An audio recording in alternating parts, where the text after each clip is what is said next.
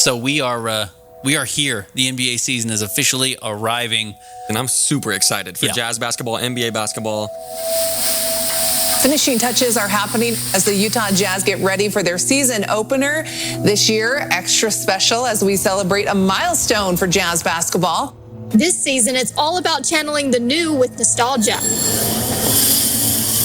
We're back in the Delta Center. That's where I started. Mine is the Delta Center. So it's a big difference. That was a good pick for this game. We welcome you back for a significant occasion. It's the kickoff of the Utah Jazz 50th anniversary celebration at the iconic Delta Center. You know, Utah showed mad love, and it's definitely one of the best places to play, best arenas to play in. Man, here at the Delta Center, celebrating, the 50th season, man. But, also looking into the future. Give us the details on your outfit for tonight. Dress up to go to work, I guess. All right. Custom? Yes. Okay. At your size, it probably has to be, right? Got to. Okay. Yeah. Have a great opening night. Thank you. Thank you. You look out here, you see the sea of purple. How are you feeling tonight? Excited. Every year, have a chance to debut our new team for the city and the state. And it's a special year this year with it being our 50th anniversary of the organization. Come here, bro. Sean, how are you? Yeah. What's up, bro? You know Mortis? Dude. Miles? What's up, dude? Do you have five? What's up, baby? Good? This seems like a little bit special just because there's been so much build-up for the 50th anniversary. I think it's always good, to celebrate things of the past, but it's different now with new ownership and new coaches, a new group of guys. We got a young team, so that adds for a little bit of excitement too. I'm ready. Coach is ready. Let's do it. Okay. We're young. We're all still refining ourselves as coaches and players. Recognizing, in a world where we talk a lot about individuals, that we are a team. We honor and respect the previous eras of Jazz basketball, but this is our era of Jazz basketball. So you guys go out, introduce yourselves to the fan base. Let's get it.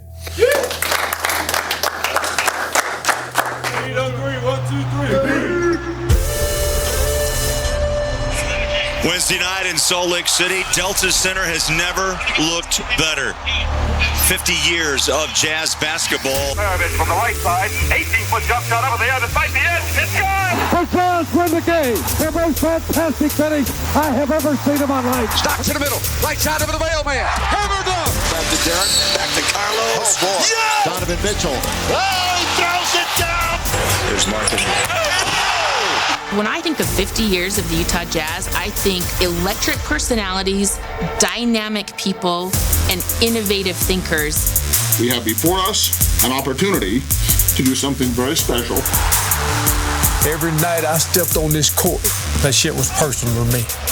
There was really nothing about me that would say, hey, this kid's going to be a player someday. Crazy, like Stockton and Malone. Those back-to-back finals really drew the country and, frankly, the world's attention to NBA basketball. The Jazz became the dominant force in the league. Every team that came in knew it was going to be a hell of a fight. You gotta love it, baby. You got the fans, packed house, Let's get ready to rumble. going crazy. Then you got me and D. Will running the pick and roll, getting busy right here in Utah. Welcome to Utah. I don't care who's playing. It's just a matter of trying to get some of those guys on your team that are willing to pay the price, and team is the most important thing. With 50 years, we get to look back and see the values that we want this place to always represent. And it ends on a French rejection. We can still be about the same things, but we may say it a little differently. Such a huge announcement today. The Miller family handing the reins to a new majority owner. We have this principle that we're all in. It's incredibly serious that we want a parade here in Utah. It's really a chance to go tell the story of what new Utah is about, and that's pretty powerful. With this team, everyone feels like they'd have a little piece of it, and so it's a connection to the community, and that's the way it's always been. Open Jazz win the game.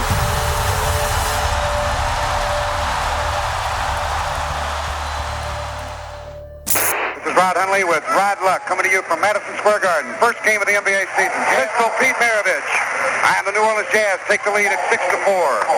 And that is the first game ever for the New Orleans Jazz officially in the NBA.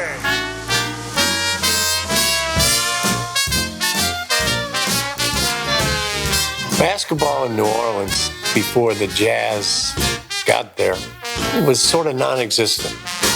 In 1974, New Orleans gets a team, New Orleans Jazz, and that's where those colors came from. Well, when I joined the Jazz, I was a free agent. I was one of the first restricted free agents, and I had played against the Jazz being with the Bullets, and they was pretty weak. Elgin Baylor was a coach. We called him great. Young guys today don't know nothing about him.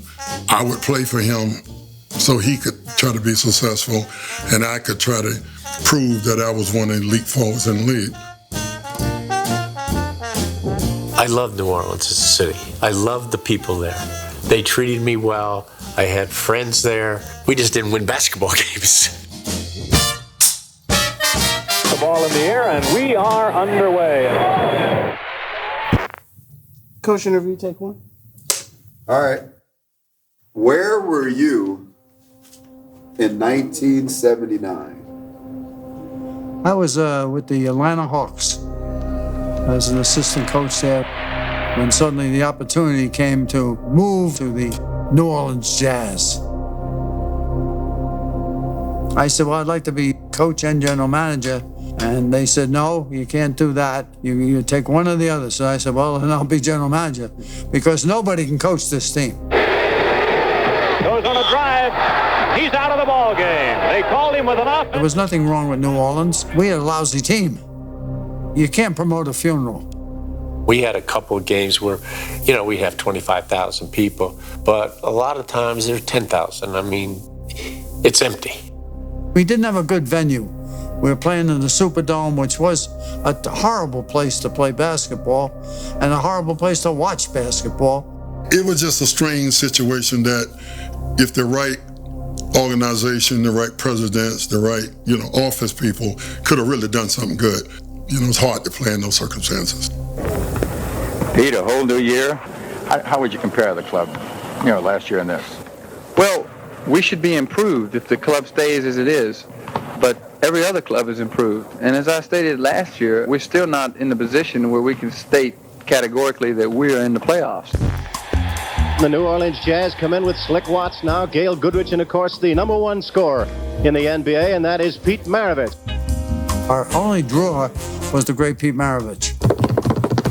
Pistol Pete Maravich, in my opinion, the greatest playmaker playing today. When someone found out that the Jazz were coming to play at their arena, people would circle it. Well, we got to go see Pete. He was special. There's the Pistol. He has really had some outstanding games against the Knicks. Pistol was the best ball handler I've ever seen. He would come down and put the ball in front of him and dribble it like that and hope you'd reach for it and he'd go right past you. They're looking for him. Aaron James inside. Maravich from the right side, 18-foot jump shot up in the air, despite the edge, it's good! Here's Maravich dribbling through that press. He's going to go in and drive, shoot on the right. It's good, and he was fouled. 68 for Maravich, and a steal. Look at him fight for this ball. The Pistol's doing it all. A great ball game. The New Orleans Jazz franchise Monday will be voted on whether they may move to Salt Lake City or remain in New Orleans. Well, the Board of Governors will certainly listen to their proposal and certainly act in the best interest of the NBA. They have some problems down there, but I'm not privy to all of that information, and I'll be at the meeting Monday and certainly looking forward to hearing their proposal. Well, fans, it's looking tough here in New Orleans for the Jazz. With the continued losses and problems with the facilities, the team is looking for a new home. It's official, folks. The Jazz are moving to a new home, Salt Lake City, Utah. As much as the asset that we thought we'd have with the Superdome, we weren't getting the attendance needed to make it work. So I talked to the commissioner about applying for a franchise in another market. Sam was very familiar with the city. He'd had a home here, etc. He had enough backing to take the Jazz from New Orleans and bring them to Salt Lake City. This was a big deal. It was wonderful because he wanted to come and stay. He did not want to come and sell outside the state. I guess it was the right decision. I wasn't sure. I said, gee, they had an ABA championship team in Utah and they couldn't stay. The state was very familiar with pro ball, but here was an opportunity for the Jazz to come in and fill a void. It gave everyone something to rally around.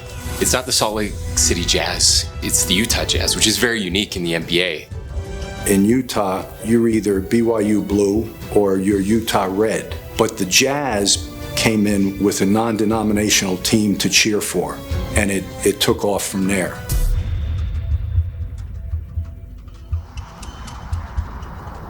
I think it's really important to be passionate. I'm passionate about my family, my faith, passionate about sports, and Utah. I want to do everything I can to build all those up.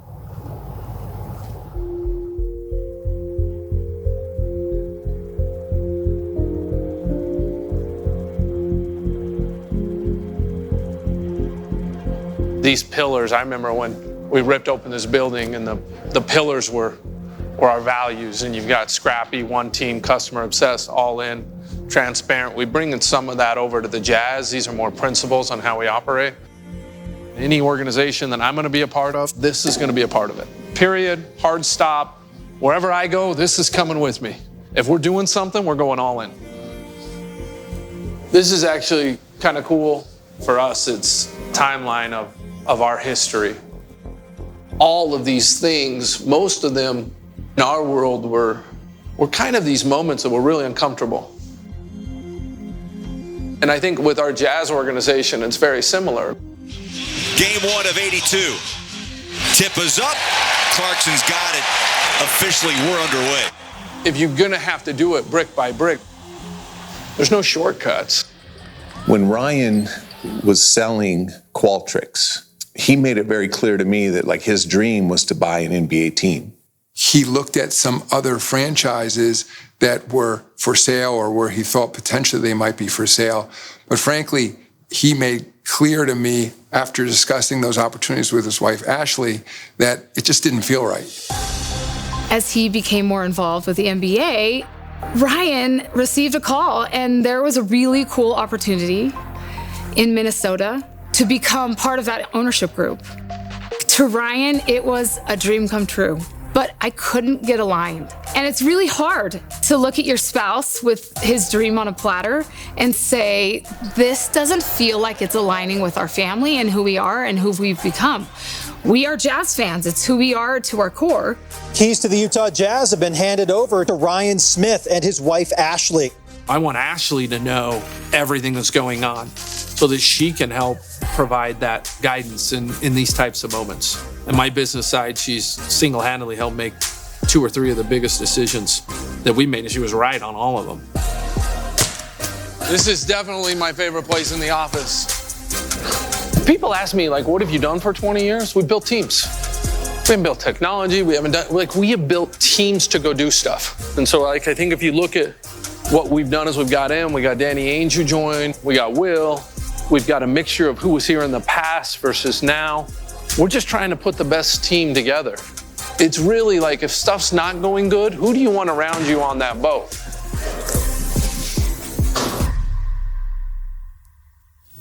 The Utah Jazz is very proud to select Darrell Griffith, 6'3".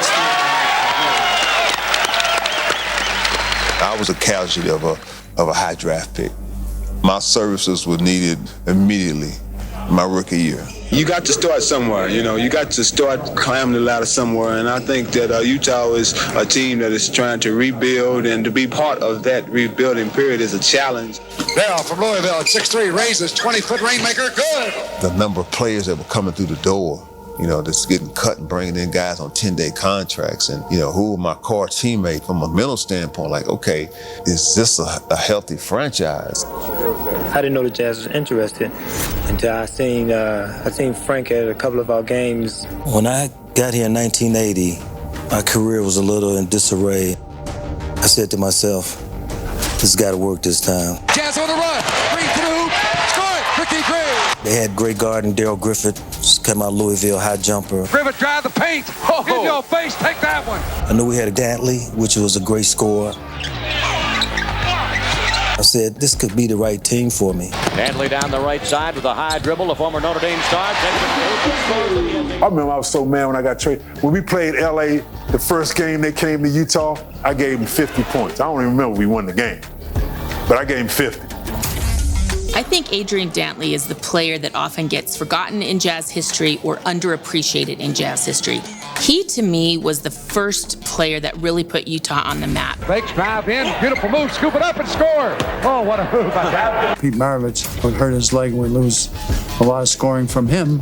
And I knew Adrian was a tough guy who knew the game and played the game that way. Dantley always gets a shot. Doesn't matter that he's 6'5". Doesn't matter he's got a 7'1" guy on. You know, it's funny, everywhere I've been, even though there have been players bigger than me, they never were better than me. I mean, there aren't very many guys at that height could score inside. Unbelievable inside player. Jumper by the big guy, no good rebound. Dantley, triple team, shot up, blocked by Nymphius. Dantley gets it back and scores. That's why Adrian Dantley's such a great player. Adrian Dantley, Ricky Green, and Daryl Griffith. Those three players changed it for the Jazz because people said when they play the Jazz now, they can beat you. I was surprised, but it was a great honor for you coming to tell me that. And you told me the coaches selected me. The coaches did select you, yes. As an all-star. And because no one else knew who the hell you were. I know, right? I want to see if you remember this. Last game of the season, we're in Golden State. We get on the bus. Frank gets on last. He sits in the middle of the bus. He looks around. He says, who in the F don't think we can win this game? Get off the effing bus. And he looked around at everybody, and he got off the bus. and he did not come to the game. Sam Battistone, I'd like to thank him for his faith in me. What I'm going to do is bring a world championship team to Utah next year. Of course, it'll be the Celtics, the Lakers. When we fired Tom Maselke was the first coach here. I said, who's going to coach? He says, you are. So I said, what? I said, don't expect any big changes. Start the clock! We've played very good. We're going to play better. You got one foul, go use it up. Come on, get you back in there. Come on. He was the best thing at that time for Utah. A lot of the attention was on him more so than on the teams. Cancel the tickets! We're not even going to go! We just weren't a very good team, so we had to use little shadows and mirrors and fool the people for a while. And I became the chief clown. The guy didn't even let the ball go! They have to restrain Frank Layden. He's trying to go into the crowd after a fan. What a call! He became a beloved character, and everybody loved having someone like him to entertain, but also to be serious about putting a good team together. Drink of water? Okay, I taste it first. Do I taste it? Yeah. How do I know somebody didn't put something in it? Vincent missing off the quick turnaround. Green starts the break, and Adrian Dantley finishes it off. And the crowd's on their feet here at the Salt Palace. Well, we had some good players on the team, but we started getting better when we drafted Mark Eaton.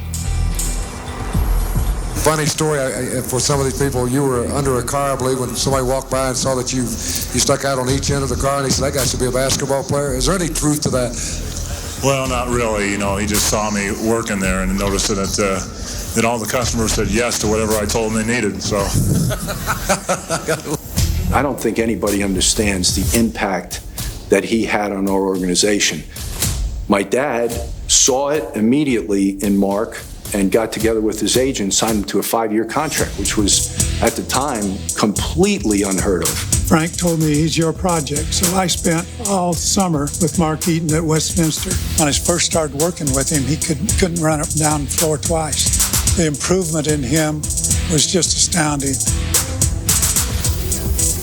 We started getting better and better when I would play against teams, and I would say, go ahead and drive. I got my big fella back there. He gonna block all that.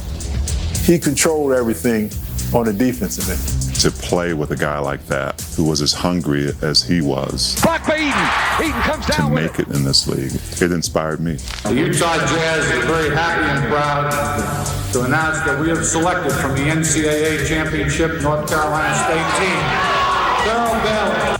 I came in just as green as ever and trying to adjust to new things. So it was all kind of new to me. You know, okay, I know you told me that we haven't won a lot, but maybe this year will be different. Left side of Big T. Throw in a paint. Jump hook. Good. And the Jazz have the lead. That season was the first season that the Jazz made the playoffs. That was my rookie season. That year was really unique because I don't know if a team has ever done this before, but we led the league in 4 categories. Well, I led it in steals, Griff was 3-pointers, AD was scoring, and Mark Eden was block shots. I felt right from the beginning that there was good morale, that the feeling among the players was very good. They felt good about themselves. We were getting respect from the league. Our fan base was growing as well. And then we played Denver in the first round. But I'm trying to remember during that series, the article that came out. After losing Game 3, a Denver columnist wrote, "The Jazz have no heart. A serious Denver mistake." Frank made a big deal out of that. And that really was what kind of been planted in us that, okay, we got a little extra fire to go out. Rebound Griff. Daryl Griffith. We're going back to Salt Lake. Then the city and the fan base was just riding with us. And they named us the team of heart. All the way for Ricky Green. We beat Denver. That was something special because it felt legitimate. It felt like we were a good basketball team. We go to the second round, and that solidified the team in this market as a winning organization, and it solidified the team in the NBA as a very formidable opponent.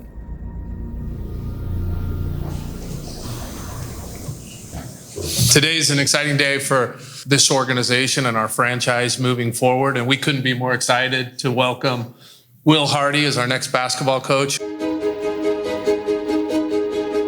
As we were starting the coaching search, we were all part of a committee working with Danny, working with Justin, and it was probably one of the most collaborative things I've ever been a part of. Will, on his first interview, really separated. He was by far the one that I think understood the gravity of what the position entails now. As we move into this next chapter here in Utah, I want our team to represent toughness, sacrifice, and passion. I think that those values are very reflective of this organization and our incredible fan base. The Jazz don't just turn over from coaches. There's like this unique pressure, I think, when you're hiring a coach here of it's got to be the right guy. This is the time of year where we're fortifying ourselves as a group, digging in a little bit. We're getting better each day. That's all we need to keep doing. His youth really serves him. A lot of people, I don't understand why they're like, well, he's so young. I'm like, the younger he is, the better he can connect with his own players. He's someone we wanted to hitch our wagon to, someone that could have a relationship with Ryan, myself, Justin for years to come.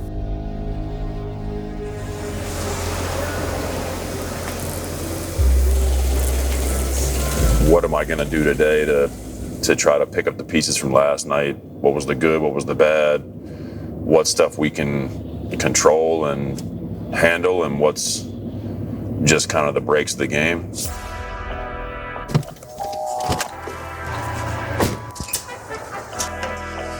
The word that I use probably more than any word, just flexible. The most successful people, their first idea wasn't their best idea, but they were ultimately successful because they were willing to pivot. Here we go.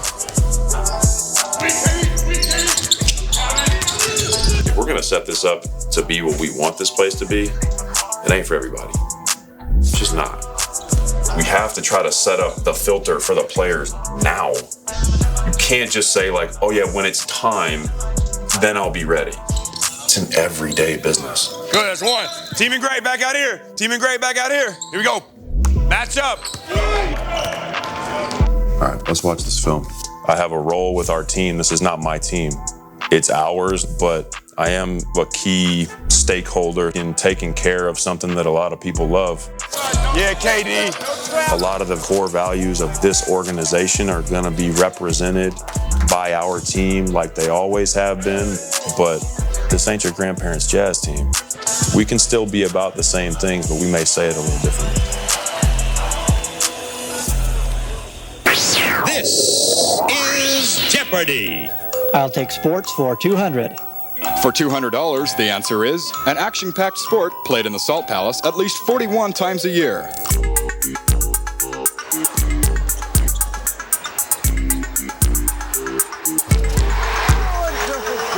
I remember going to games at the old Salt Palace, and it was the biggest show in town. We were gaining respectability around the league. It shifted the mindset of the city. It shifted how we thought ourselves as a team. It was just a tremendous transition to be able to start to win. But it wasn't later till I found out how much in dire straits the Jazz were. It was our position that we wanted to keep the Jazz in Salt Lake City, and so we were determined to do whatever possible to make it successful within this market. In 1985, the Jazz were coming to a critical point in their history. They had to do something to shore up the team so it wouldn't leave Utah. Sam Battistone, who had come to a conclusion that the only thing left for him to do was to bring in a partner. The general feeling we had was that if we didn't come forward and buy the team, that it was not able to survive economically with $6 million worth of debt. And that's what led to my comment that I made to my wife driving down the freeway the one night, that the Jazz can't leave Utah. That was way beyond our net worth at the time. So he put together a consortium of lenders and borrowed $8 million to buy half of the Jazz. Sam Battistone finally has a real partner, one that he can count on. Local auto dealer Larry Miller, who was given approval by the NBA to purchase half of the Utah Jazz, handed over an $8 million check to Battistone. When it was announced, we realized that this was not really our team. This was something we wanted to do to unify a community. In conclusion, to the state of Utah and to the city of Salt Lake, the Jazz are all yours. The Millers stepped up, not for them, but they felt like this community deserved the Jazz. Mr. Larry Miller and Miss Gail Miller put their life on the line to keep this team here. And it was our job to pay it forward. How's it feeling here? Memories? Oh yeah, it's got that vibe. It does. You know? It always has had it. Yeah. Jazz on the run. Stock to Malone right side. For the layup. Yes, the mailman delivers. I'm a dog. You never can muzzle. That's down to the grit. A little kid out of Gonzaga, looking down the floor as he dribbles. I'm in it to the end. You'll never get me to quit. Where do we begin? I was never coveted by anybody. I was the littlest guy. I wasn't particularly fast or strong, or there was really nothing about me that would say, hey, this kid's going to be a player someday.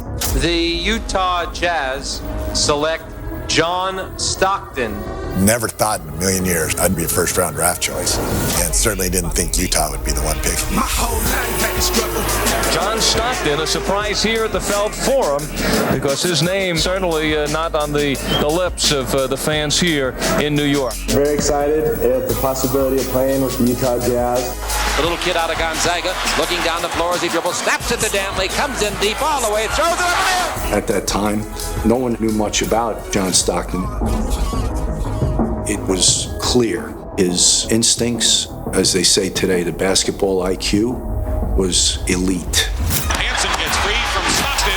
The trick, I guess, is not to be too awestruck by the fact that you made it now and then just try to become a good pro instead of just a pro. And I'm just going to continue to try and improve my game and help the team out as much as I can. The Utah Jazz are very happy to announce that we're going to bring a mailman. When the Jazz drafted me, I was just as shocked as anybody else was. So when I got up, a lot of emotions went. I want to thank God, for letting me be here today, because there's so many players would like to be in my position. Karl Malone was the first superstar that this team had. And he also had this bigger-than-life personality. How do you like Utah? Love it so far. And checking in for the Jazz will be their number 1 draft choice, very popular Karl Malone. I was never supposed to be a basketball player in my eyes. I was playing for my life. Ricky Green steals, and the mailman delivers. Every night I stepped on this court, that shit was personal to me. If you think about it, he was like a superhero because he was fast, he was strong. All he was missing was a cape. Now it goes down to Stockton. He'll hurry. Back to Malone. High through the air. You could almost see, if you had the vision, that these two guys were going to connect on so many assists and scores. Just a special gift to the Jazz. The thing about Stockton and myself is we read each other really well. And I think more than anything, we believe in each other and believe we can get the job done. Stockton, Karl Malone rolls. He's got it. Hammered up.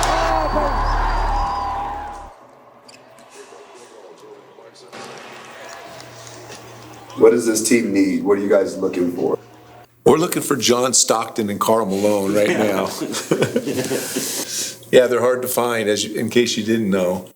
Every time we came to Utah, we expected a good game. I would say starting in the mid-'80s, we had a dynasty going in Boston. It's good again. But there was a lot of respect for not just the quality of their game, but just the intensity in which they played. And that's the thing that stands out to me the most about playing against Utah. You're playing against Warriors. You know, we still don't know what our young players can become. I don't think anybody knew that John Stockton was a first ballot Hall of Famer, even in his third year. We're just right now in the development stage of our young players and trying to figure that out, how good they can be. There's definitely things we can measure, and we know that positional size matters, skill matters, strength matters, brains matter. Good job, Key. My job as general manager of the Utah Jazz, I look at it as stewardship. My job is not about what I think or what's personally best for me. It is get up in the morning and what are the best interests of the Utah Jazz. Our goal is to be good enough to make a deep finals, deep playoff run. And these are the days that help us get there, even if the results aren't soon, frequent, or obvious. The unique opportunity with Danny stepping down from the Celtics, Ryan started talking to me about it, and it's like, Danny's going to move to Utah. And he's like, I want to have him do something with the Jazz. I'm like, the guy has 45 years of experience in the NBA. He's played, coached, won rings. He's living right down the road. Heck yes. It's been just an unbelievable time with Danny. And he's just such a great resource for Ryan, for Will, for me, to add perspective and help all of us in differing levels of experience, like kind of what is the reality here? Where are we? That's allowed us to continue to build this next iteration of the Jazz. We're trying to build a championship team.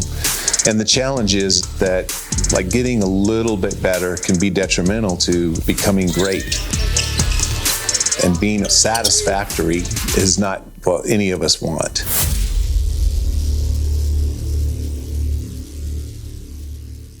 So my coaching philosophy is the same as what my teaching philosophy was. It's the same as if it's a family.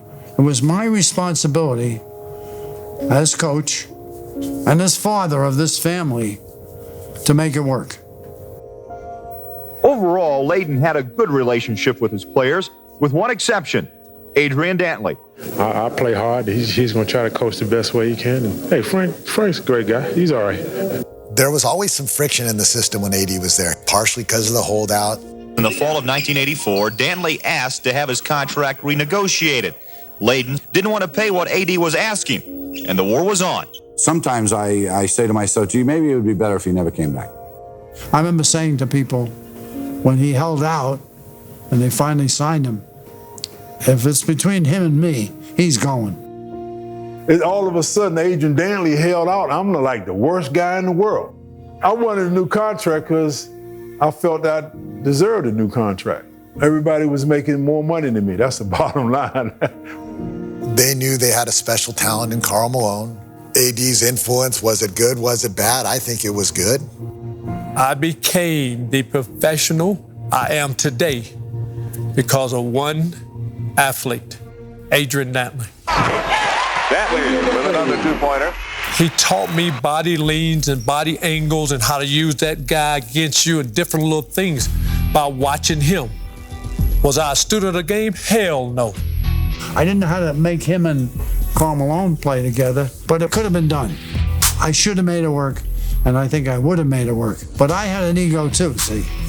And I let that ego get the best of me. The name of the game is production. I've always produced every year, so I am kind of a little shocked that I got traded, but this is part of the business. You know, I always think how my career would be if I would have been stayed in Utah. I might have had a statue of Adrian Dantley out there. Coach Layden looked at me and said, young man, are you ready to carry a state or a franchise? Yes, sir. Are you willing to work? I went to work. Jumper! It's good! It's good! Karl Malone! You got it, Evan, baby! 2 seconds left in the game. And the mailman, he adds his 39th point. Oh, baby, Air Express. It's just a wild scene in Salt Lake City. The fan base started to build and build and build.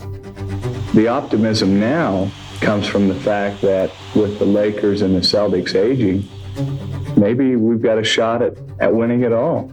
We'd like to think we do. It was really an interesting young group, and Frank took them to a certain level. Frank had done what he needed to do. He made a team that was a perennial loser, a perennial winner. I thought we're going nowhere but up. When is the right time to pack it in? When is the right time to quit? And now, Jazz fans, we get used to Frank and his brand new seats behind press row. But once again, our thanks to Frank Layden, ladies and gentlemen. And with that, the Frank Layden era ends. During his 7 years on the bench, Layden rolled up 277 wins. It's a time when I could get out feeling good about what we've achieved here. He was very good to me when I came here and gave me a job, and I think we've become very close, but obviously life goes on, and hopefully I can keep the team going the way Frank started off with them and got them going in the right direction. Hopefully I can carry that on through. Jerry Sloan was the perfect guy for Frank Layden to hand the reins to. Now it was time for a guy with maybe a little bit more edge to take it the next step. He's got it. He's got running room. Stockton, grab, hang it up. It's good. It's good. The Jazz win it. The Jazz win it. I can't believe it. The most incredible finish I have ever seen in my life. Incredible.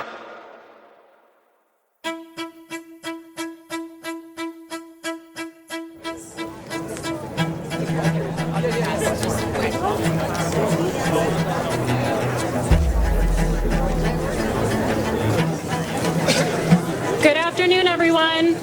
Thank you so much for coming out today.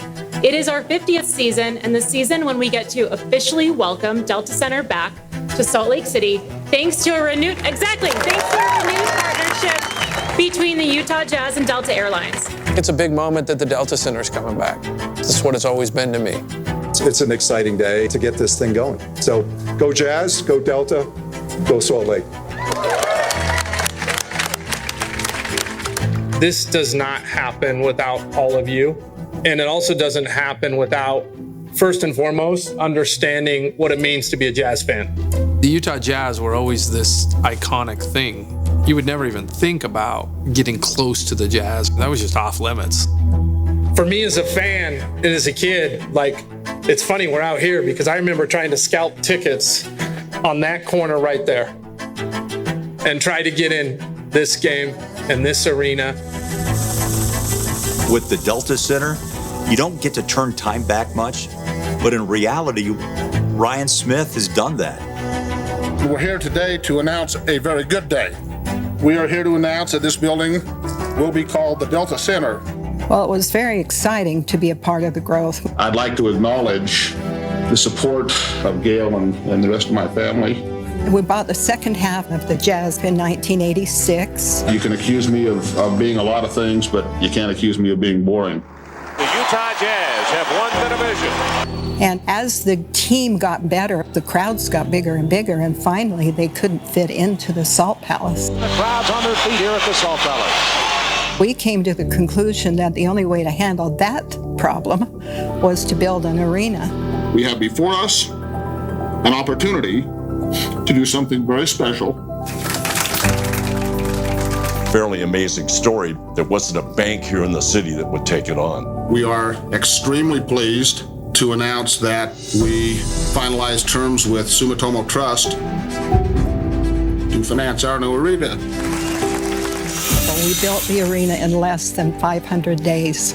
We had to be able to play in it the year it completed, and it took a Herculean effort to get it done.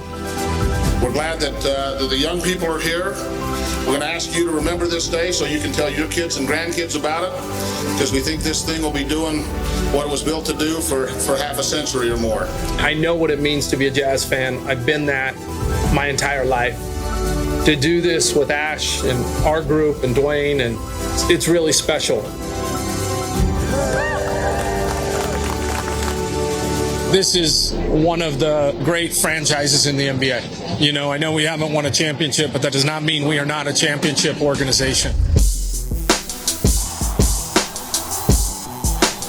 Stockton puts under those big boys. Stand up.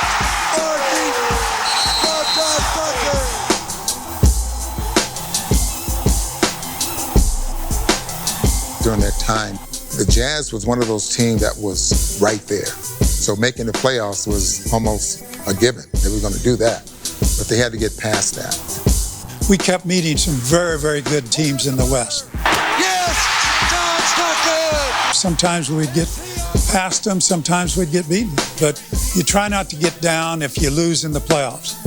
People understand how difficult the West was at the time. You always had the Lakers. San Antonio was tremendous. Portland Trailblazers, tremendous. Seattle. So you just finish one in a series, and then you get to step right into the frying pan with the next one.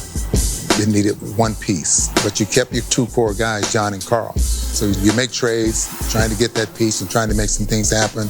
And then they get Jeff Hornacek.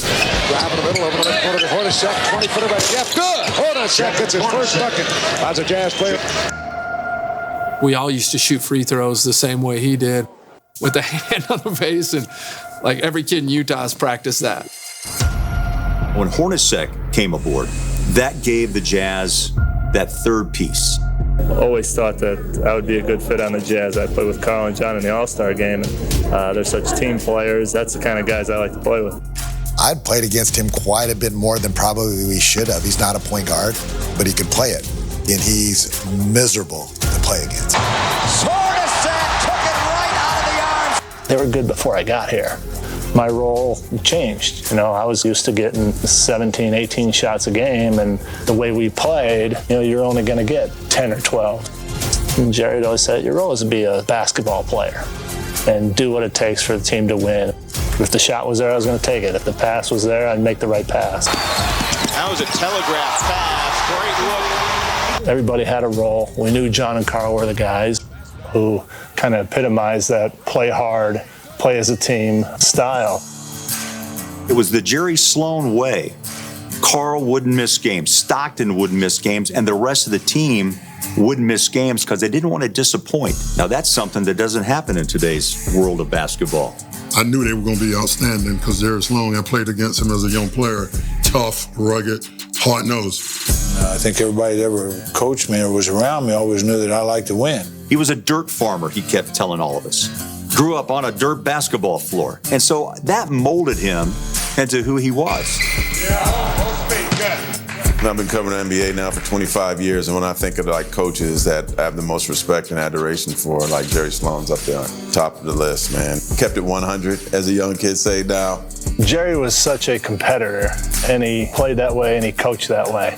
He wasn't afraid to get on you, and it wouldn't matter if it was me, John, or Carl. He wanted us to make our statements with our play.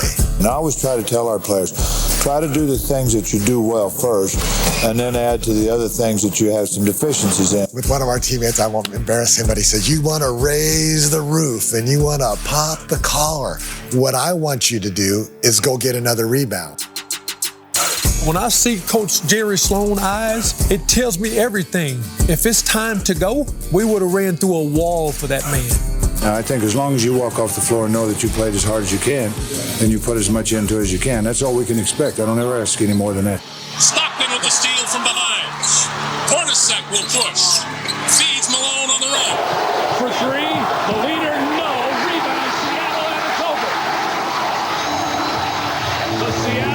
Sonics are going to the NBA championship round.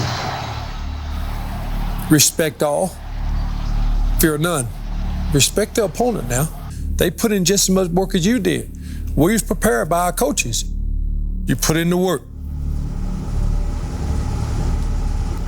Come on, all right!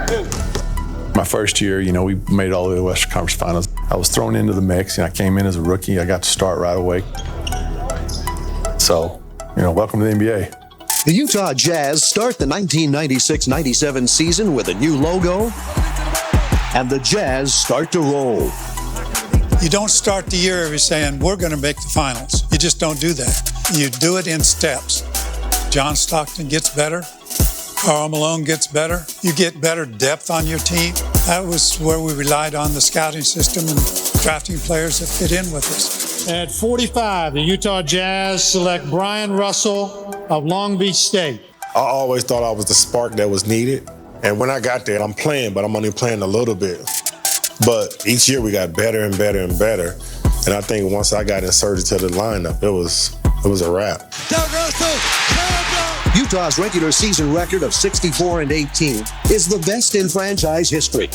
But all eyes are on a much bigger prize. That was the start of the great run. But in order to get there, they had to go through the Houston Rockets. Good evening, everyone, and welcome to Game 6 of the Western Conference Finals. Akeem across the lane. Jerry Sloan wants timeout. We trailed by double digits late in that game and fought back. John Stockton with a terrific drive down the lane. All of a sudden, John makes 2, 3, 4 in a row.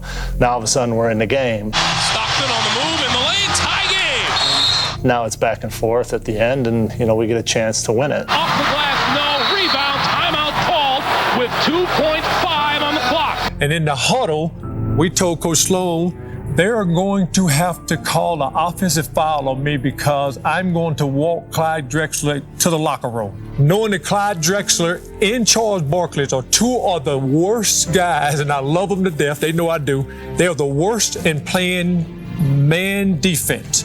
Russell will inbound at half court. Lo and behold, Charles Barkley don't come out. And I'm like, there's no way he's not getting this ball. He's wide open. Stockton, open three. Hit it! Dead man down, dead man walking. As soon as I saw it, I was like, oh man, that's game. My only thought was just finish the shot. I'm looking at it there. It's a pretty good looking jump shot. My shot doesn't normally look that good. All net. I must have jumped so high. I probably was about this high off the ground. I've never seen Jerry Sloan that happy. Jerry Sloan, who doesn't show a lot of enthusiasm, running out on the floor, it was just mayhem. That's probably the most emotion you've seen from any of us in a long time.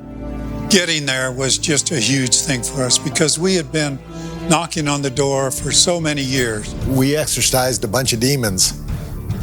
We'd been shooting towards this goal for a long time, and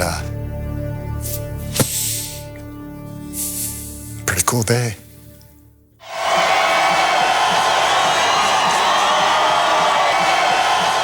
Estimates put this crowd at between 10 to 20,000 fans, and that's just to cheer on their heroes as they advance to the finals. Just imagine the reception if the Jazz win it all. Oh, this is what it feels like. This is what it feels like to go to the finals. For the 5th time in 7 years, the NBA Finals are in Chicago. And for the first time ever, the NBA Finals include the Utah Jazz. It had just rolled all season. We went into that series going, yeah, we can beat them. It's a matchup of the league's 2 best teams. Chicago won 69 during the regular season, Utah 64. But since the All-Star break, including the playoffs, the Jazz have had the best record in the NBA. We're going to call it for what it is. The NBA didn't want the Jazz winning. A small town, no TV rating. We hear that. Stock heard it. We heard it our whole career. Let's get ready to rumble! How loud can it be at the Delta Center? Phil Jackson just walked down onto the floor wearing earplugs. Court pass knocked down by Hornacek. Take it away. Stockton's got it. 3-on-1. Stockton to Malone. Drive. Hang. Score. Malone. Stockton to Malone. A solid performance as they defeat the Chicago Bulls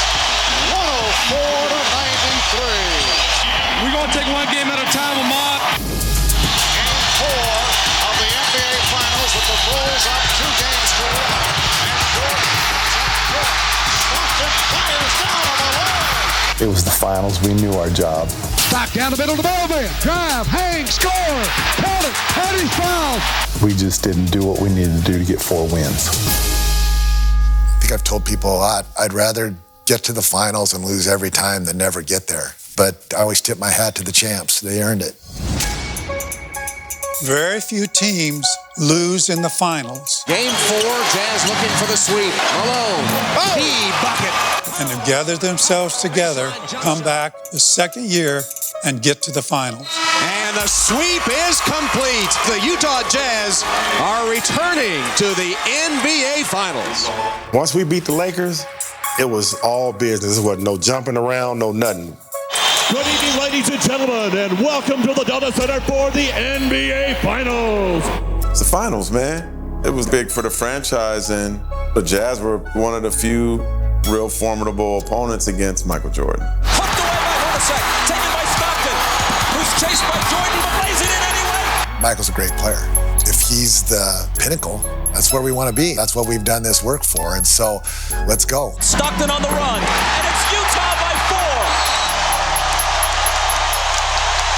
Jerry, Karl Malone's shooting problems. You think that was from a time off, and you were still running plays for him at the end? Yeah, we're still go to Karl Malone. We got to just keep working to it because we've gone to him so many times, and we'll probably go to him some more. Good evening and welcome to Game 3 of the Finals as the scene now shifts to the United Center on the west side of Chicago. Malone, he continues to carry the Utah Jazz as they try to stave off elimination. I'm a competitor. Don't be apologetic when you've earned it and you work your ass off. But don't be satisfied. You continue to work. Malone, 39 points. We were in a tough spot. We were up 3-1 in that series and playing Game 5 at home. Rip up the headlines. And when Utah came back and won that game, it just changed the entire tone of the series. And we welcome you back to Salt Lake City for Game 6. No team has ever come back from a 3-1 deficit to win the NBA Finals. That's what the Jazz are facing. Stockton bounces to him. The mailman. Yo-yo's the dribble. They're doubling. Cross court, Stockton puts up a 20-footer. Good! A three-pointer! A three-pointer! The Jazz take a lead of 3. 86-83. Being that I knew exactly all the things that Mike did in the fourth quarter, I said, okay, I'm ready now. I know he walking the ball up. I said he want to get to a sweet spot, and that's the elbow. He ain't finna beat. In my mind, he's not gonna beat. Because I've seen everything that he's done up to that move. No one's seen that move. That's a new move. 17 seconds from Game 7 or from championship number 6. Jordan, open, Chicago with the lead. I remember the life, the breath of Jazz Nation just went from this to that. We lived on every shot. We died by every miss. When Jordan pushed off, we all felt it in our souls. Was it a push-off? For Brian's sake, I'd say yes. That's Jordan's left hand here as he gives Russell the push. I was 100% a push-off. But I've told people, you're not going to call that foul on that guy in that situation ever. So in the summertime, a referee told me, man, I would have made that call. I said, yeah, you probably wouldn't have had a job either. He's always going to be remembered for that. But to his credit, he doesn't take it as a scarlet letter. He takes it as being a part of history. I don't want to hear none of that push-off. What kind of man or what kind of soldier, warrior, gladiator, what kind of person are you in defeat? Keeps me up at night sometimes. After I retired and had time to think about it, I've gotten mature and I'm older. Internally, I let my teammates down because I didn't give them all. And that's just the way I feel. And it kills me. When you compete, you get your butt kicked, you tip your hat to them. That's what you're supposed to do. Make no mistake about it. Michael Jordan was a bad man. So was I. And they won. Give them credit. Let it be done. Next question.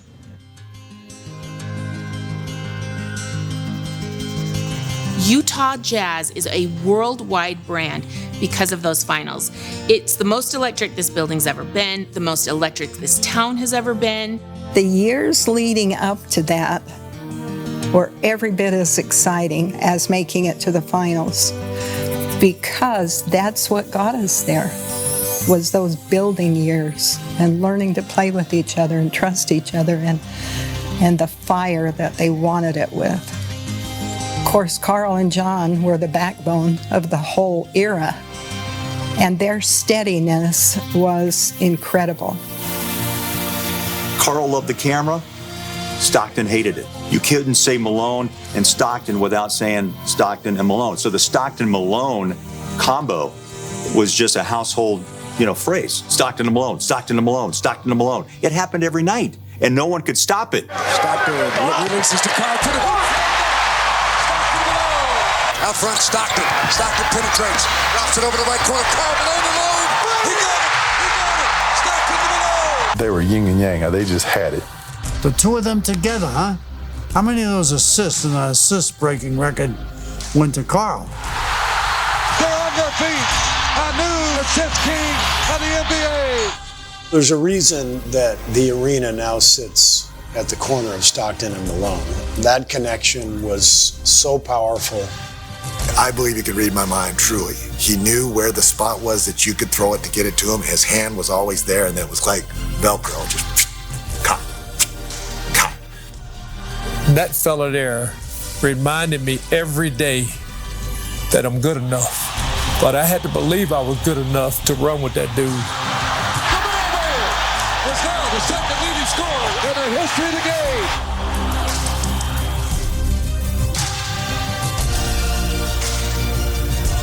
John Stockton and Carl Malone, while now might have a great love and appreciation for each other, they drove each other. Their competitive nature is what made that era so special.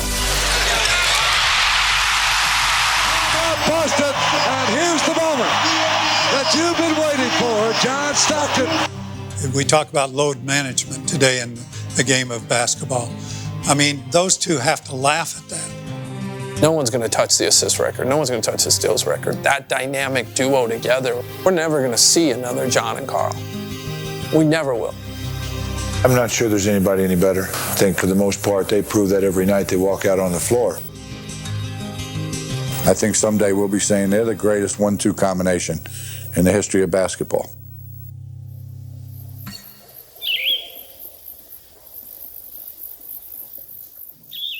First of all, let's just talk about Utah, right? Historically, like if you saw The Last Dance, you would say, okay, we've got little hubs in Utah, and there's a bunch of cities that are around here represented by these dots.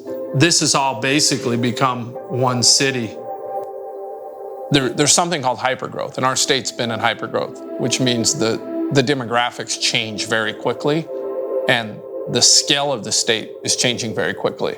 With the growth has come industry. And so Utah has been historically known as a small market, and there's really nothing that we have in common with small markets. Then you ask, why is it growing that way? Why isn't it growing vertical? People don't want to live that way. They want to spread out. They want this.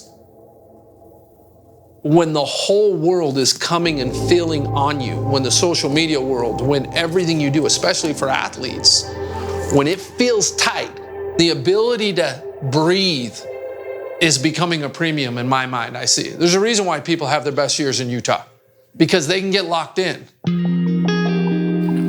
Getting drafted to Utah, I think, was the best thing for me. I've been able to have a lot of mind clarity.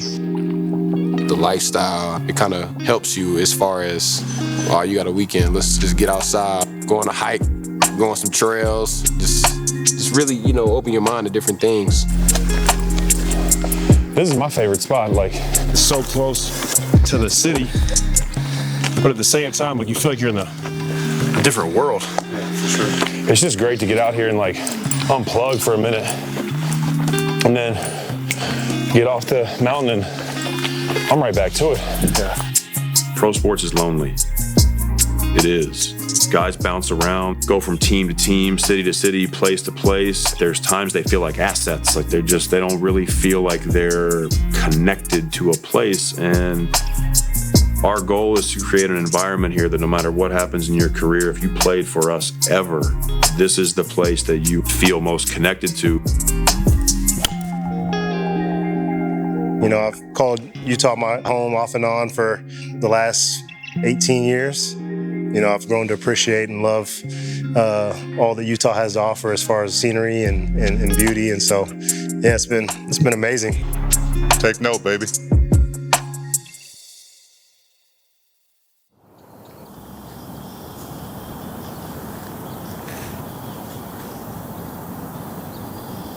I want you to succeed.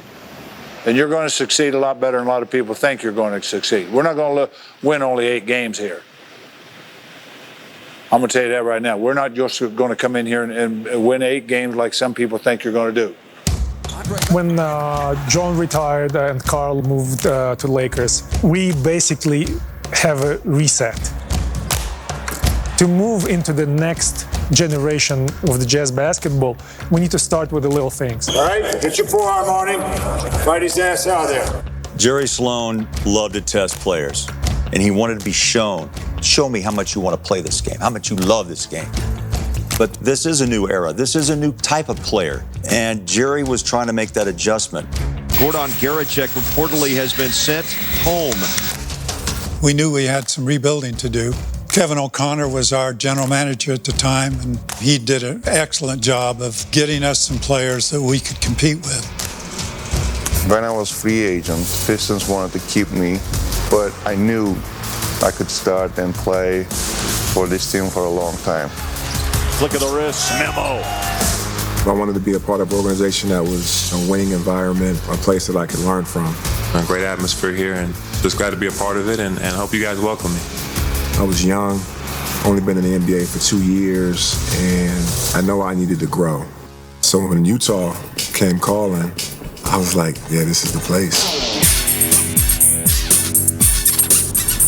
We had a very dynamic group of guys, and it became family right away.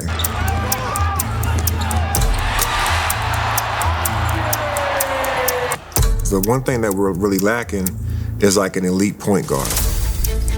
You keep wanting us to take a point guard, you know what I mean?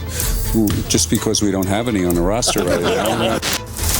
Jerry Sloan had a big decision to make, and they said, look, we've had small guards in the past, and they passed on Chris Paul. The Utah Jazz select Deron Williams from the University On draft night, when we selected D. Will, I was the happiest guy in the room. He was tough. He wasn't afraid of the moment. That's the kind of guy I wanted to go to war with. I was excited. It's where I wanted to go.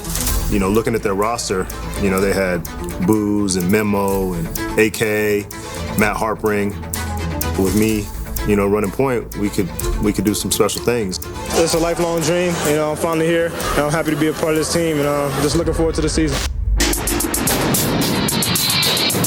And now, ladies and gentlemen, the starting lineup for the 2006-07 Utah Jazz.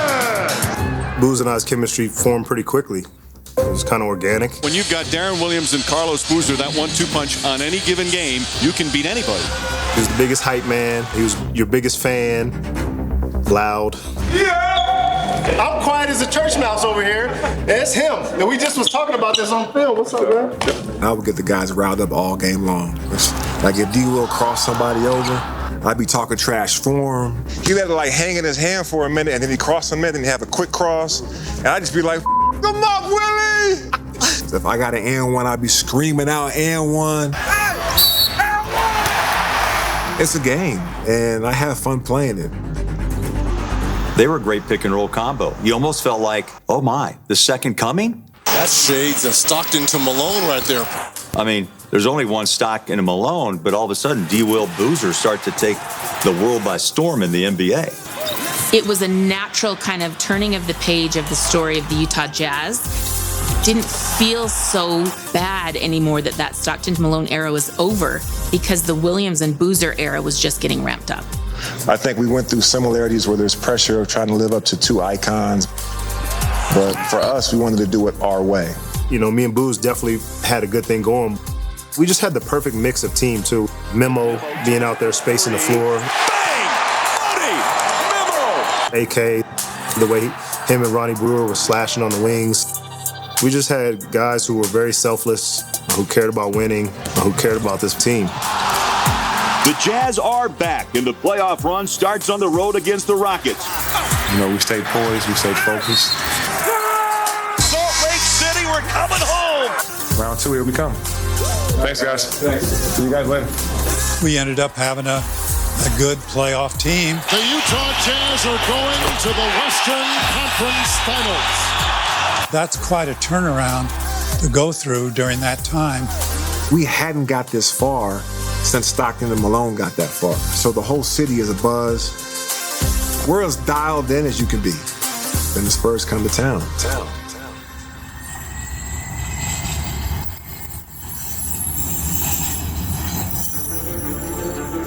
Very disappointing night for the Utah Jazz. D. Will, Boozer, go to the Western Conference Finals. The hope continued in my book. AK for 3. Yes! Can this team be the one finally puts that banner up? Williams backs it out. Takes the deep shot. No! It's over! There are some people in the way that certainly made it a challenge. Our goal was always an NBA championship. So it was either that or everything else felt like a failure to us. The Lakers have now eliminated Utah from the playoffs for the last 3 seasons. Some people think grass is greener on the other side. Not always the case.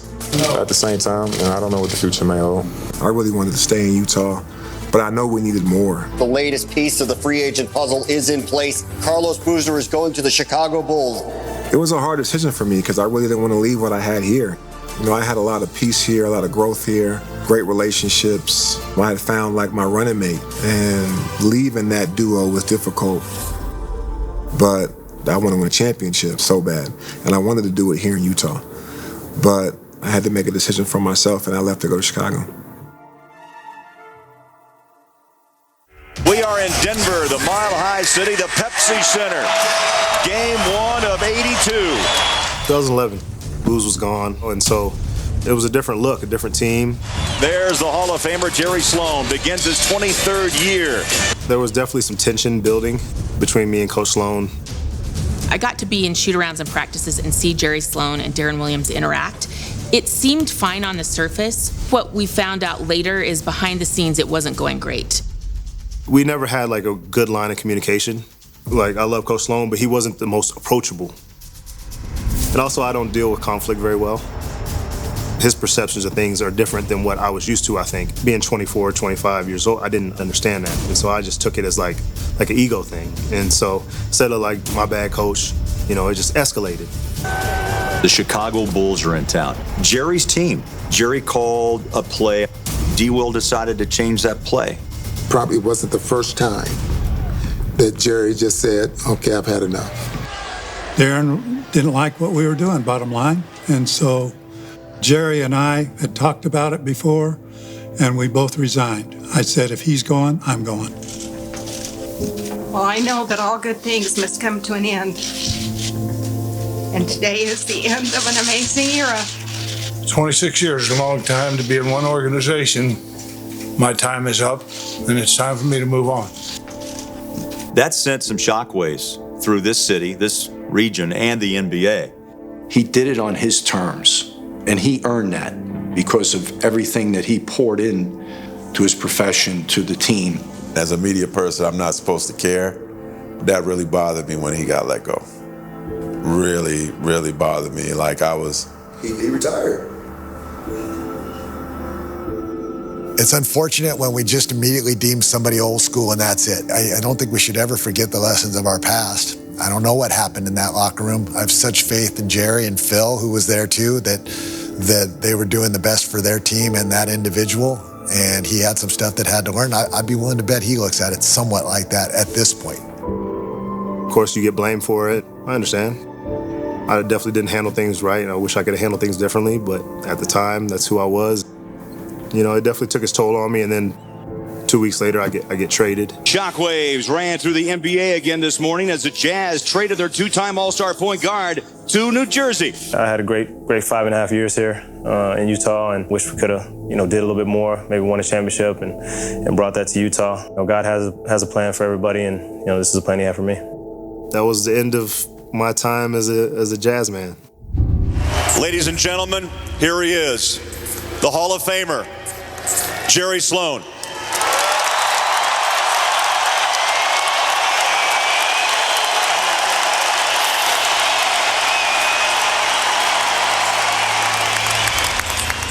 I think my greatest contribution to the organization and who the Jazz were and the step they were to take is when I resigned.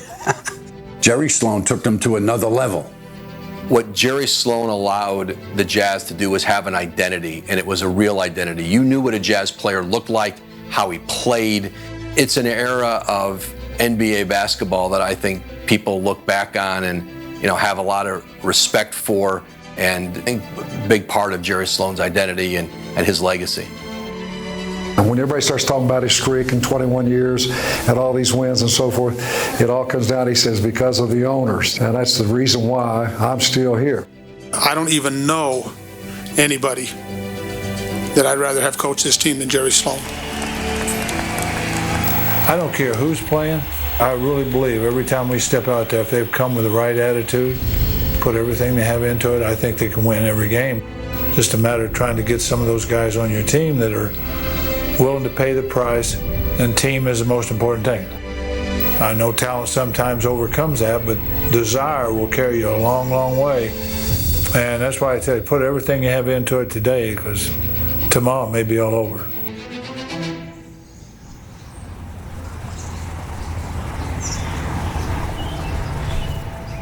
In 2013, when I got here, the last 2 years, Tyrone Corbin had been the coach. Ty Corbin wins his first game as an NBA head coach. Program in transition from the days of Jerry Sloan. Losing hurts. It should hurt. But you know what? Nobody's going to feel sorry for us. We got to come and fight and keep working and try and get better and win a game. In a lot of ways, you're trying to rethink the organization from the ground up, becoming more of a modern NBA team with the advent of analytics and staff and health performance, really trying to lean into the direction of a new era for the Utah Jazz. Congratulations. Can you give us your first thoughts on coming to the Utah Jazz? I feel great. Utah was one of my best options, and I think it's one of the best teams for my future to get better and be able to play too. Rudy on the putback over Canner. I like it. And their first salute of the year. Continue to try to draft right. You try to be a destination point for free agency, and they were able to piecemeal and still be competitive. And then Quin Snyder comes in. Let me just say, first of all, that I'm incredibly honored to have this opportunity to coach the Jazz. Being familiar with Coach Sloan, Coach Layden, program with a legacy, you were reminded often of the magnitude of the job. You gotta be a little more dialed in. Little things, I'm gonna keep emphasizing it. I have never been around a coach whose intensity could be felt from 10 feet away. This is the start of the game. So we gotta get the Teague spot covered. 3 minutes on the clock, flow. Let's go, start the clock. Quin brought some new ways of practicing, new ways of running offenses, new ways of running defenses. And you start to get a sense that this was going to be a new start. Quin brought to the Jazz was a standard of excellence, an environment where players embrace getting better, where winning was the expectation. Johnson with two, drives in, puts it up, gets the bounce at the gun, and the Jazz win game one. ISO Joe! There were things that I knew when I took the job I just didn't want to compromise on. And the first one was unselfishness. The idea being when people watched our team play, that unselfishness would resonate. The second thing was competitiveness. Gobert, emotional after that block shot, he had 3. There's a lot of competitors But there's certain people that just crave that moment and that competition. I'm just really blessed to be part of this organization. You know, I thank Mr. Lindsay, Coach Snyder, and the Miller family for, you know, trusting me and having faith in me to bring valuable minutes to this program. And, you know, it's a tough decision for a team that is in the playoffs and develop a young guy like myself. And I'm just ready to put the work in and ready for that first day of practice. That's all. I think we all worked very well together in acquiring those types of players that had drive, that wanted to be better, that were coachable, that were teachable, that had talent. We wanted to be completely connected. When you see teams that really hum and players that really have a feel for each other and compete together, they're connected. You can see it in their play.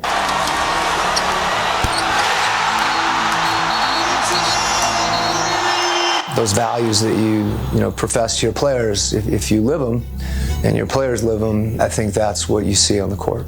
Quin was big on everything, honestly. We wouldn't even be talking about basketball at some point. It would just be like straight facts and, history moments, and they just did a good job of teaching us. And we got dudes from, all over the world on our team. He bring us really together. Clarkson with a high lob. This job, this league, these games, there's going to be adversity, and it's the one thing you can count on. And when you find it, the ability to persevere through it ultimately is, what gets you to come out the other side and have some measure of success. This is kind of new territory we've never charted, Thurl. That's right. Teams are waiting for confirmation to play. I tell you, we knew Rudy was sick when we got to Oklahoma City, but we didn't know to what degree. Well, I just saw Quin Snyder point to the locker room, and they're taking these players off the floor. And they just tell us all to just go back in the locker room. Us not knowing that, the league is about to shut down. Fans, due to unforeseen circumstances, the game tonight has been postponed. You're all safe. More breaking news to tell you about the NBA tonight, suspending its season until further notice. This after Rudy Gobert from the Utah Jazz tested positive. Breaking news, Jazz star Donovan Mitchell has tested positive for coronavirus. Thunder and Jazz, I'm told, are both quarantined in that arena. We was locked in the locker room till about, I want to say, 2, 3 in the morning. We didn't really know what to do or what to say. The people that came in and tested us, I found out later, it's the first time they'd administered a test. It was just this kind of realization that we really are all in this together.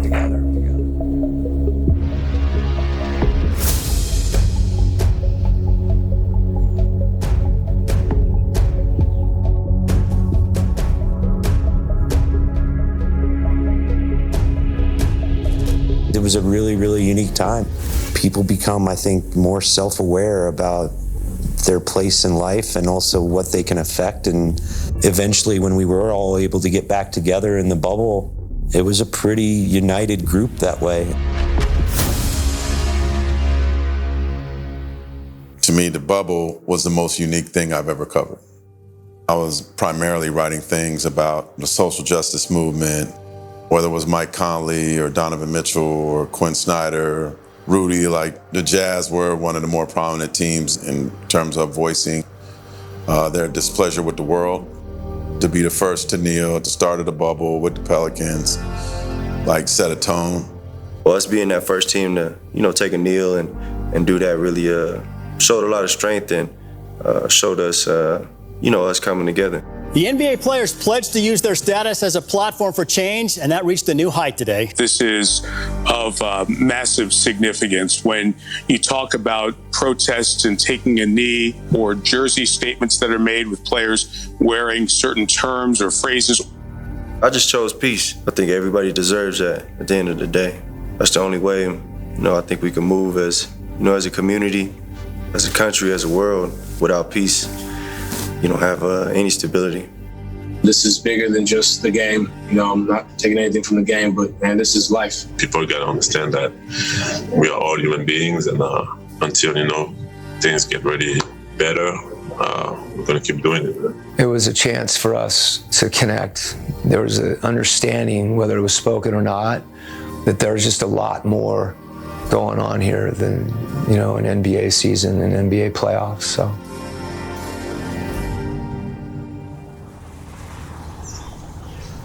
Hustle up.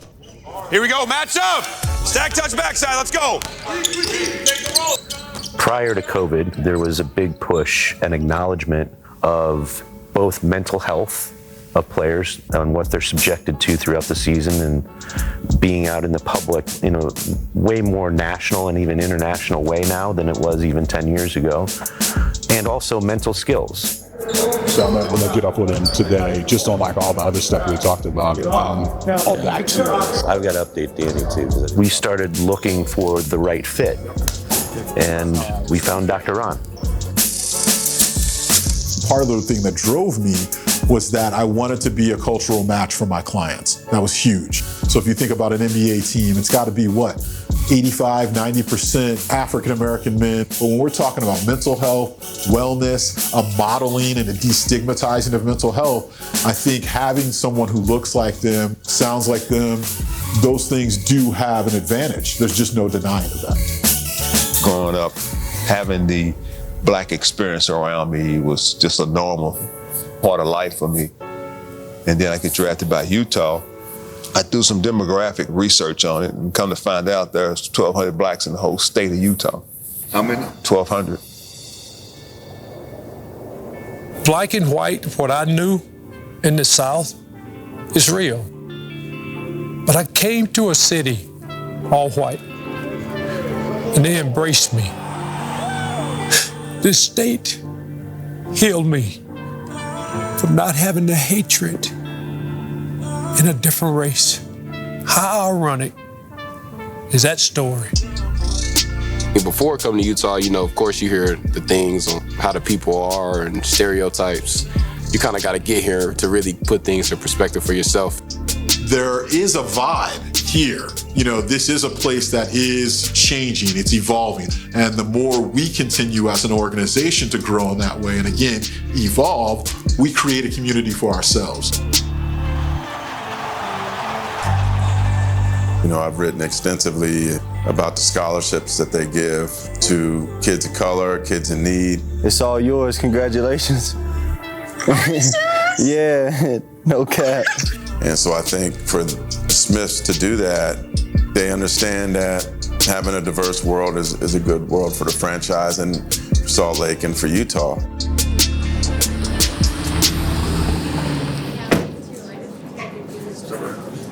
How are you? How are you? Good to see you. Good. What's up, brother? Multiple times. Directing the doc that we do. Okay. Love. Appreciate it. The doc right here? Yeah. All right, what's up, everybody? I'm Dwayne Wade. Y'all might not know who I am. Old retired player. Old. To be honest, if I had to pick from the teams to say, I want to be a part of ownership, Utah would have been the last team. But once we remove the perception that we have in our minds, you get to see that you have that commonality, right? That you didn't know you had. Because you can't make change from the outside. You can't even be a part of the conversations of change from the outside. It's for the 50 years, everybody. You have to be inside. I grew up with this being a fairy tale. We're making it to the NBA. Being an owner of a team was a fairy tale. And I'm a living, example that fairy tales do come true. I needed that seat at that table to be able to show others that it's actually okay to come inside and let our uniqueness show. We gotta win by 2 or what's the deal? No, you gotta win just like this. Like Larry Bird. It's a lot of opportunities out here. Why this one? And I kept coming back to Ryan Smith. I believe in him. I didn't know what he looked like or how old he was. I thought it was just an old dude. But then comes in the practice facility and introduced himself. He was like, a lot of things gonna start changing. I was like, let's get it, man. I'm here with you. We all bring a piece to this, and I always try to get people around who add something, who I want to be in business with, and we try to go for the best. I'm here because I trust Ryan. He's got good experience in business. He loves basketball. He's young, he's energetic, he's got lots of ideas, and I think that he's going to transform this Utah Jazz team into something special. I think he's done a great job, and we've enjoyed watching him run a team that we put our heart and soul into for 35 long years. Good morning, everybody, and welcome to the Vivint Arena this morning.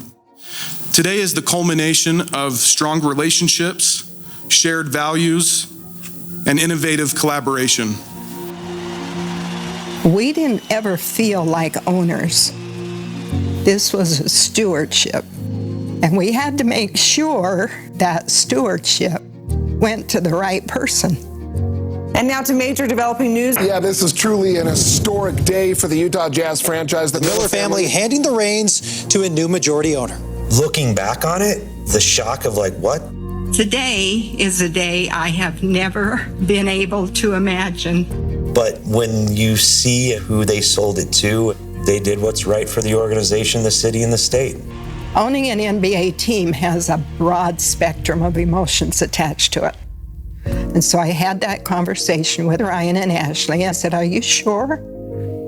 He said, "Yeah, we're sure."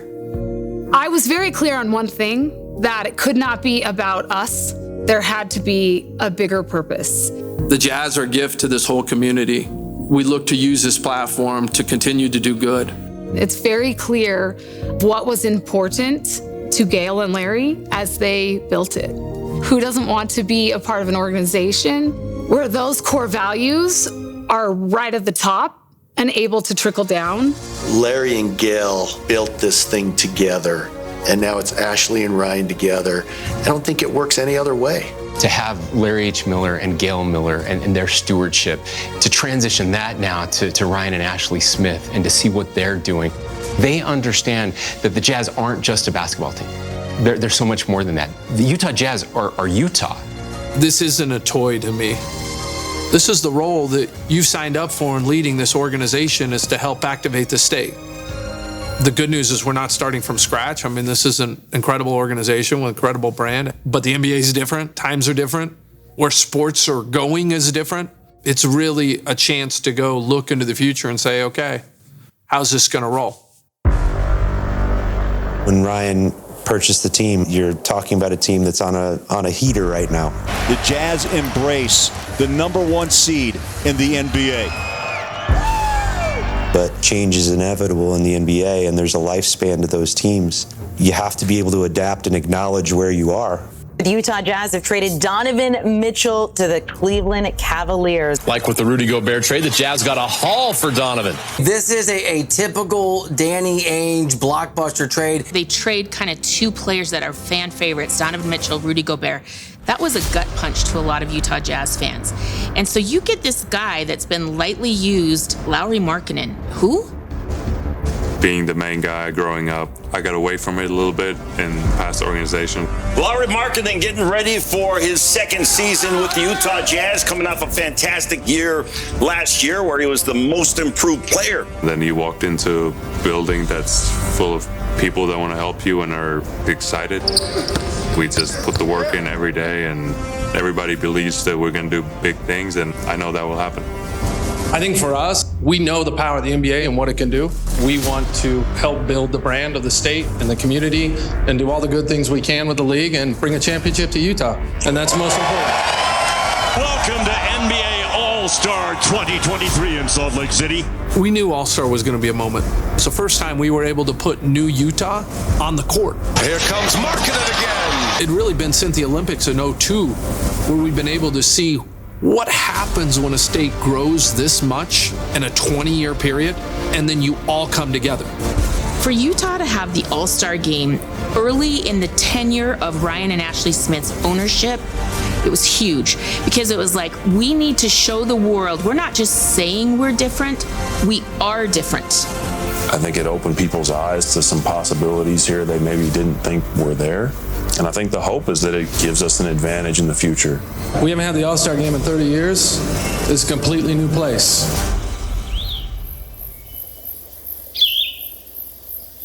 We saw this at All-Star. We wanted to activate All-Star, just not in the arena, but around the arena.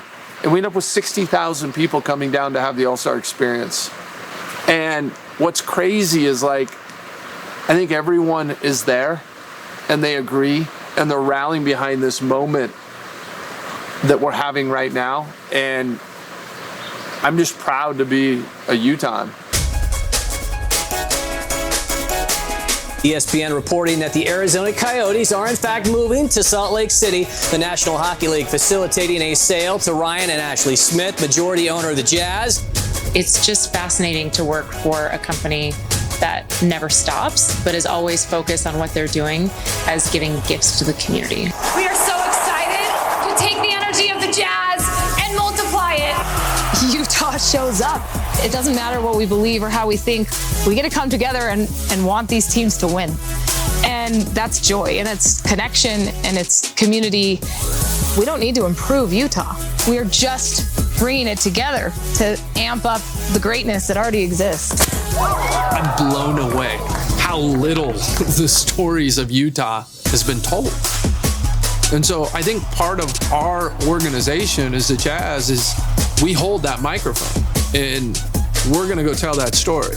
You know, it's here, it's growing, the city, just all around the culture period here. Hats off to Ryan for really putting that story out through this organization for what's really going on here in the state of Utah.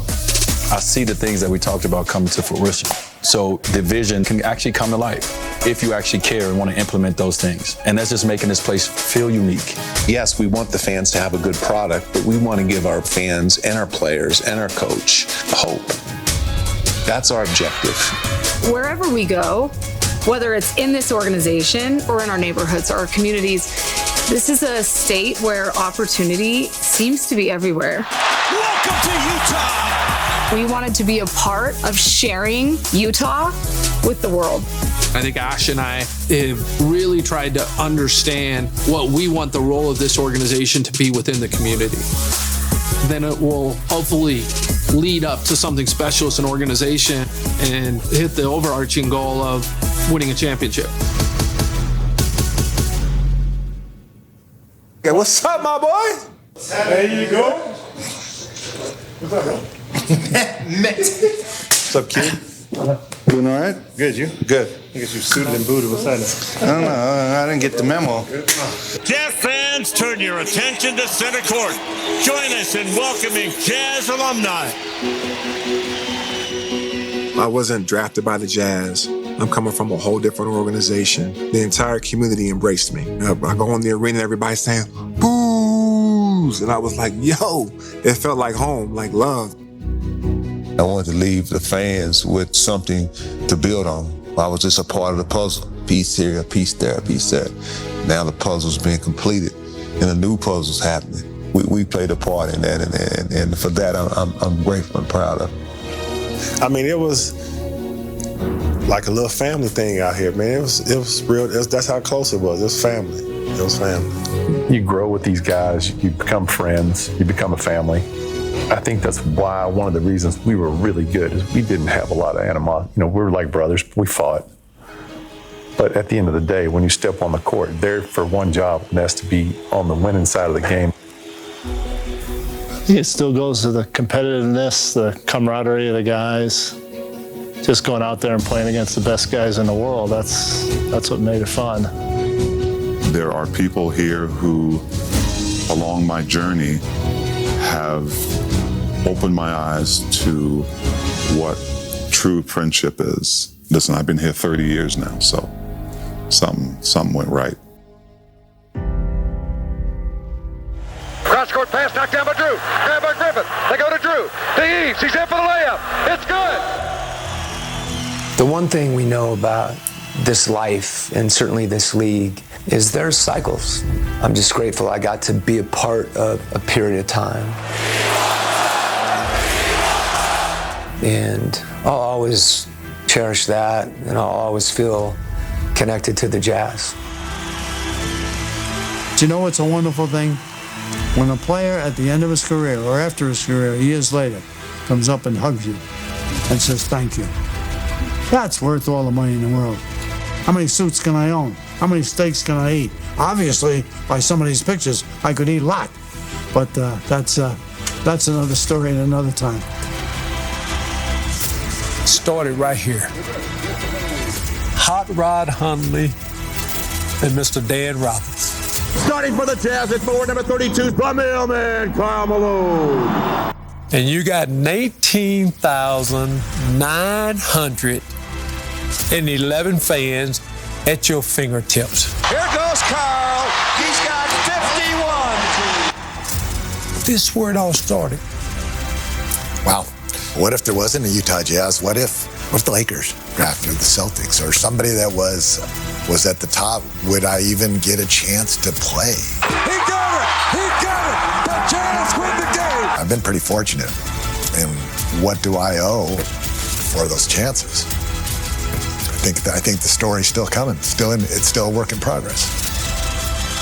There are things that an organization can be known for that kind of run throughout a 50 years. And that's the team, the coaches that have come before, the fan base, just the energy in the building. But we can't try to imitate anybody else. We're going to be tough. We're going to play hard. And the energy of the Delta Center will reflect that. This is a launch pad and really the unveiling of the new era of the Utah Jazz. This is a great organization to work for, and it will be my last organization that I work for because of the way they've stood behind me and in tough times, and that's been very important to me. And we just look forward to moving on down the road.